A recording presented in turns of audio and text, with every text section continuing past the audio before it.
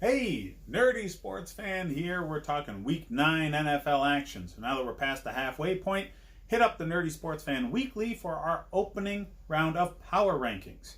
And let's dig right into the game here. We have the Indianapolis Colts going to visit the Pittsburgh Steelers.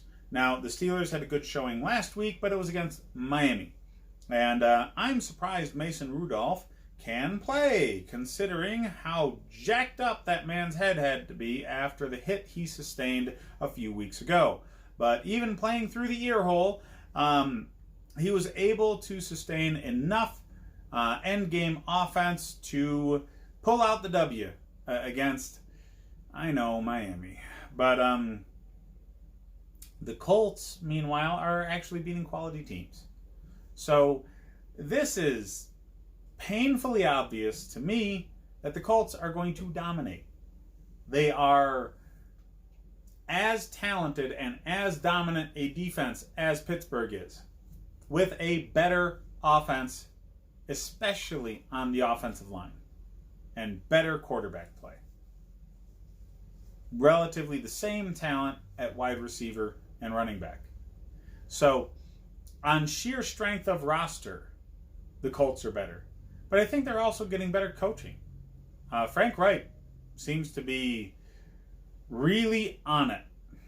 He's keeping that locker room in line. And, he ushered them through the Andrew Luck retirement, and they're 5-2 right now. This is a team that's built for a Super Bowl run. And the Steelers just aren't. Largely because of quarterback play, but the roster's been a bit depleted recently. And Mike Tomlin doesn't always necessarily seem like he has a real hold on this locker room. So I just think they're ripe for the picking for the Colts. Now, the line is only 1 point. The Colts are 1 point favorite. I don't understand why. I think they win this game by at least a touchdown. Likely more.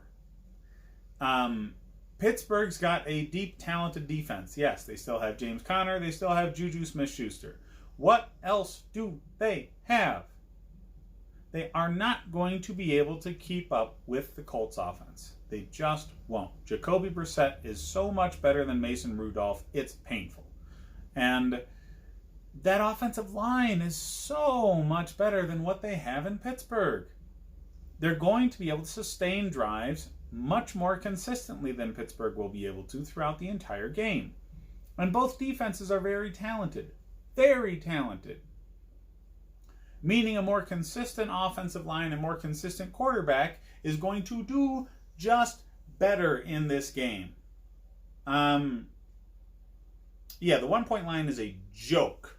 Absolute joke. The Colts blow that out of the water. I don't care if they're the road team. Fantasy football-wise, Juju is hitting his stride, but he was hitting his stride against Miami. So he's a wide receiver 2. James Conner is a running back 2 to a flex play. Oh, I'm sorry, no. Conner's hurt. That's right.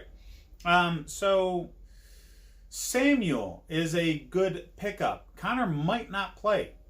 He might play. You really have to just keep on refreshing your page all Sunday morning to see if James Conner is going to play.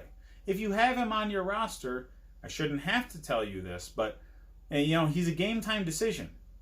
So his running back backup, Samuel, will be the primary runner in a committee if James Conner is not available to go. But if Conner is available to go, he's a number 1 workhorse running back.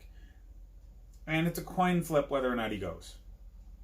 So you have to be very, very mindful of that. And that just puts even more doubt on the Steelers' ability to win. Even if James Conner starts, he's not going to be full speed. Marlon Mack has shown no sign of slowing down, and he's got a better offensive line in front of him than Conner does. So, Pittsburgh, Smith-Schuster is a wide receiver 2. James Conner Might be a running back too. He might be on your bench in favor of Samuel going in as a flex play. It really depends on if he plays, and that's a game time decision. So keep your eyes on that situation. Jacoby Brissett's a backup quarterback in fantasy football, and this isn't a good game for him. So leave him out of your lineup going against Pittsburgh. It just isn't good for any quarterback. And T.Y. Hilton's the number one target of this offense, but considering the game he's in, I would say he's a wide receiver 3 this week. Nobody else is truly worthy of a start. If you need to start a defense, you should be starting the Colts defense. They're just going to do better. They're not going to allow as many points. Pittsburgh's defense is very opportunistic, but this is not the offensive line or the coaching staff or the team in general for that opportunistic defense to really take advantage of.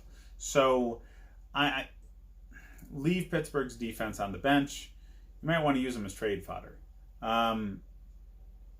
That's what I have for this game, guys. Hit up the Nerdy Sports Fan Weekly for our opening week of power rankings. And check out the rest of the videos for more sit-start fantasy football advice.